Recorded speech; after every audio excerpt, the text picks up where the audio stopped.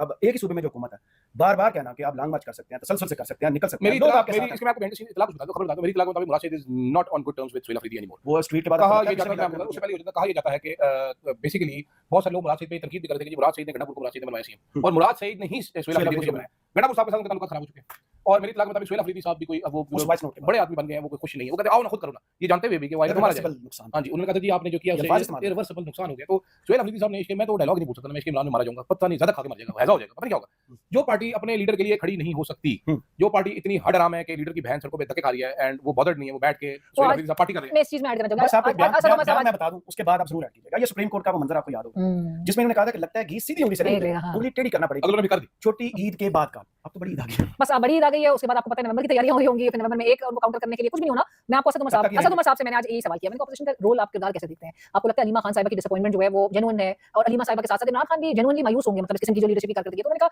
अलीना, अगर मैं आपसे कहूं कि अलीना शिकरी 100 बंदा इकट्ठे कर ले सड़क पे, तो 100 बंदा इकट्ठे करना, हाथ में अगर बंदों लोगों ने स्लोगन पकड़े होंगे महंगाई नामंजूर नामंजूर, तो कहते हैं ये तो लोग चुप-चुप के लेके चले जाएंगे, उठा लेंगे गिरफ्तार। तो ये हालात गैर मामूली हालात हैं, ये हालात नॉर्मल हालात नहीं है। इन्होंने फैसला किया था ना कि इमरान खान का साथ छोड़ना है, साथ वाले केस से निकलना है। आज क्या उन्होंने छोड़ दिया? आज भी अदालतों के धक्के खा रहे हैं कि नहीं खा रहे हैं? तो किस पे ट्रस्ट करेंगे? अवाम पे ट्रस्ट करेंगे या उन पे करेंगे? अपने नेफे चेक करा रहे हैं, अदालतों में जाके असद उमर साहब की बात ही कैसी करता हूं, मुश्किल हालात मुश्किल है। आपने वोट किस चीज के लिए दिया था?